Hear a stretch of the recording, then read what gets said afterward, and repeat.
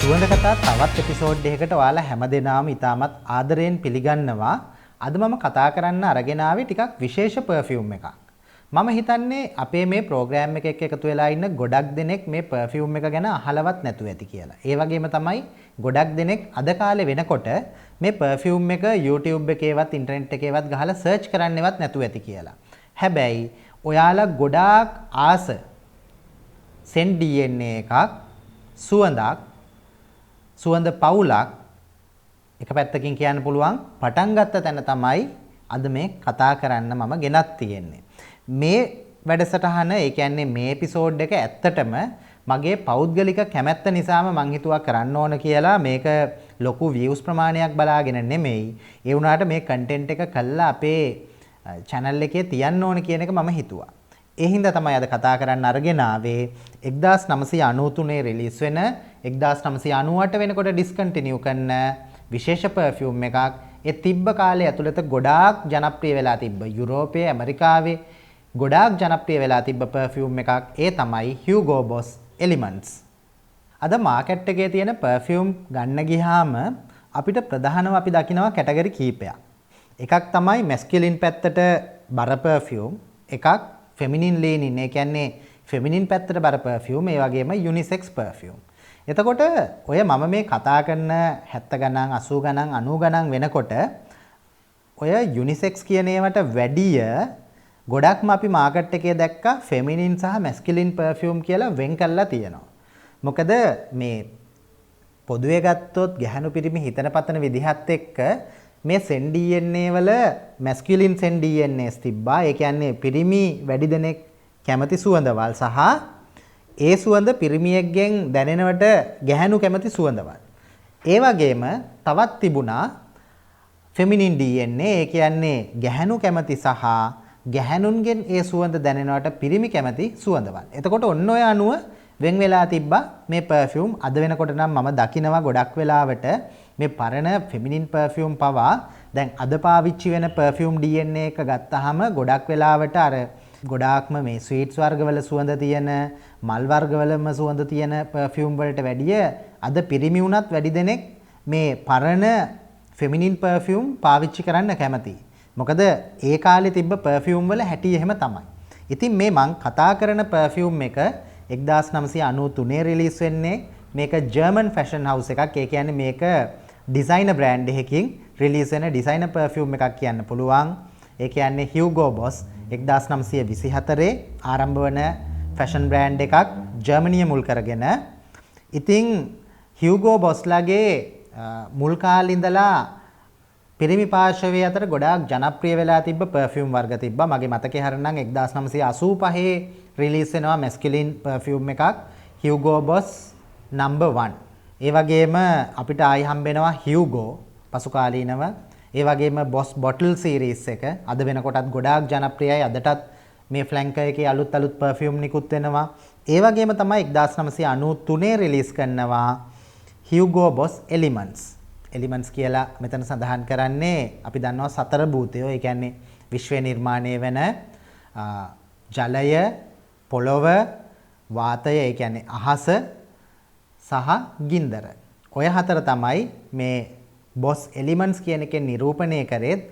ඒ සතර භූතයින්ව තමයි මේ බොස් එලිමන්ට්ස් වලින් ඒගොල්ලෝ දෙන්න හදපු පණිවිඩය යාළගේ ඔය මං දාන්නම් පරණ ඇඩ්වර්ට් එකක්. ඒක දැක්කහමත් ඔයාලට තේරෙයි මොකක්ද මේ බොස් එලිමන්ට්ස් වලින් දෙන්න හදපු පණිවිඩය කියලා. ඉතින් මේ බොස් එලිමන්ට්ස් කියන්නේ මොන වගේ පර්ෆියුම් එකක්ද? ඇත්තටම මම මේක ගැන පුංචි විස්තරයක් කියලින්නම්. මේ බොස් එලිමන්ට්ස් කියන එක මට එක මේක මගෙන් දැන් මේ වීඩියෝ එක බලලා කමෙන්ට් කරලා අහන්න එපා කොහෙන්ද ගන්න තියෙන්නේ කියලා.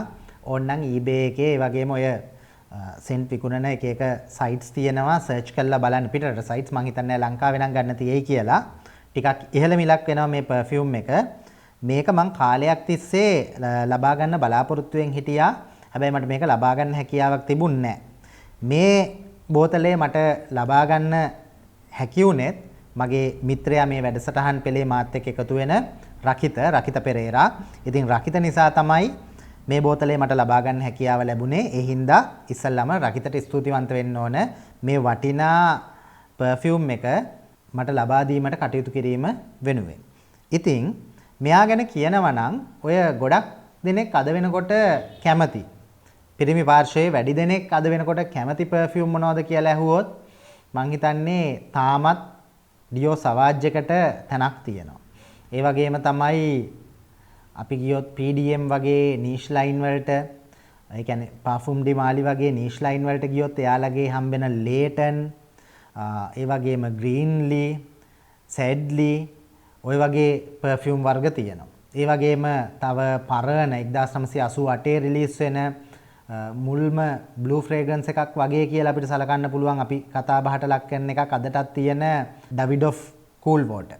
කූල් වෝටර් සහ කූල් වෝටර් ෆ්ලැන්කර් එක අලුත්ම කූල් වෝටර් එක නම් මේ ෆ්ලැන්කර් එකේ කලින් ඒවට සම්බන්ධයක් නැති ගානයි කූල් එලික්සර් කියන එක ඩවිඩොෆ් කූල් වෝටර්.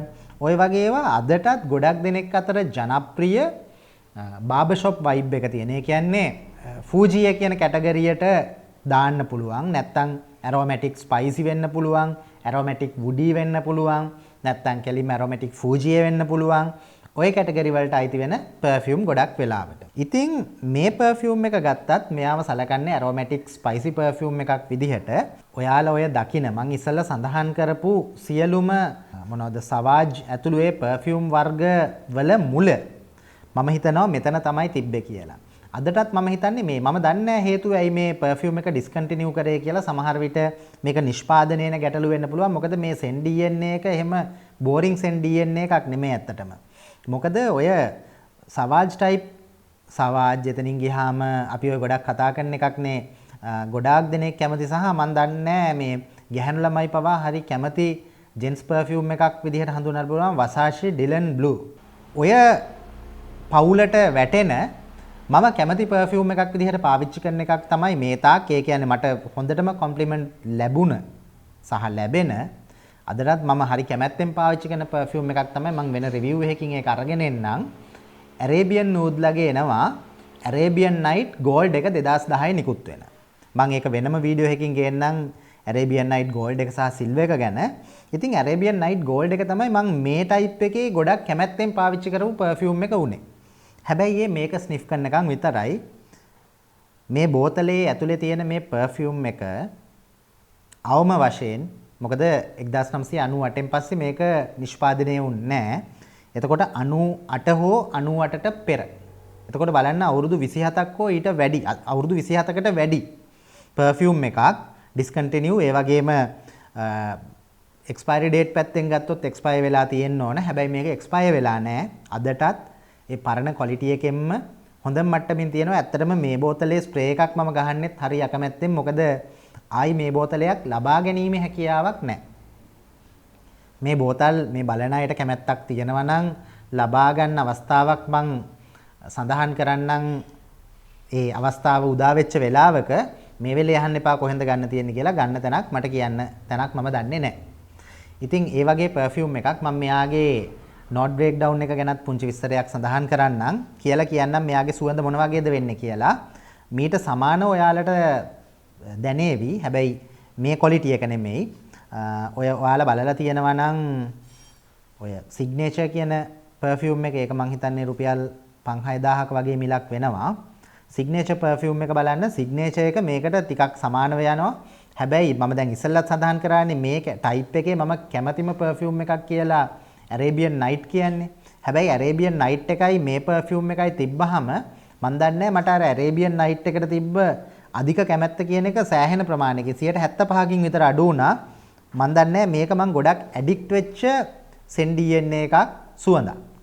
මේක වගේම මෑතක එකතු කරගත්ත තව එකක් තියෙනවා වෙටිව පර්ෆියුම් එකක්. මං ඒකත් වෙනම වීඩියෝ එකකින් අරන් එන්නම්. මේ කන්ටෙන්ට් ගොඩාක් වෛරල් යන කන්ටෙන්ට් නෙමෙයි. ඒත් මම මේවා එකතු කරන්නේ ඇත්තටම පර්ෆියුම් වලට කැමති අයට මුල කොහොමද මේ දේවල් ඩිවෙලොප් වුනේ කියන එක ගැන අදහසක් ගන්න. ඉතින් මම මෙයාගේ නෝට් බ්‍රේක්ඩවුන් එක පොඩ්ඩක් සඳහන් කරන්නම්.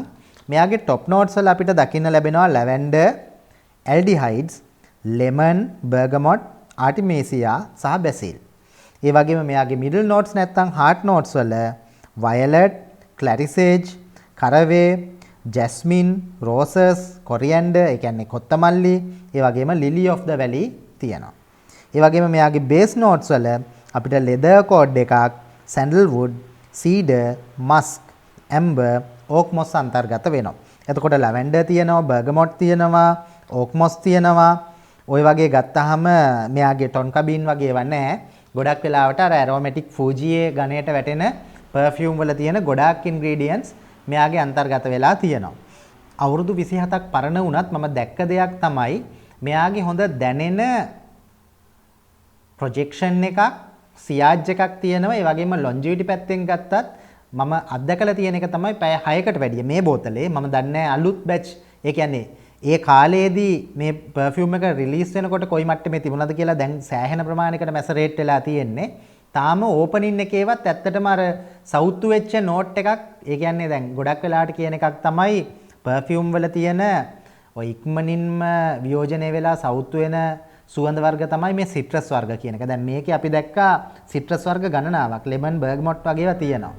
හැබැයි මම දැක්ක දෙයක් තමයි මේකේ ඕපනින් එකේවත් අපිට එහෙම අර හාෂ් දරන්න බැරි අපහසු ගතියක් නැහැ. ඒ කියන්නේ මේක සවුත්තු වෙලා නැහැ අවුරුදු 27කට වඩා පරණ වුණත්.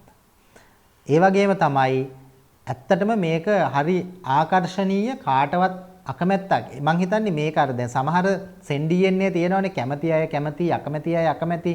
මං හිතන්නේ මේක හරි ඩීසන්ට් ඔෆිස් වලට සෙට් වෙන හොඳම සෙන්ඩීඑන්නේ එකක් මේ. ඇත්තටම මේ බොස් ලයින් එක මෙහෙම තමයි. අදටත් එන බොස් බොටල් සෙට් එක වුණත් ගොඩක් දෙනෙක් කැමති වෙන සෙන්ට් ප්‍රොෆයිල්ස් තමයි මේවයි තියෙන්නේ.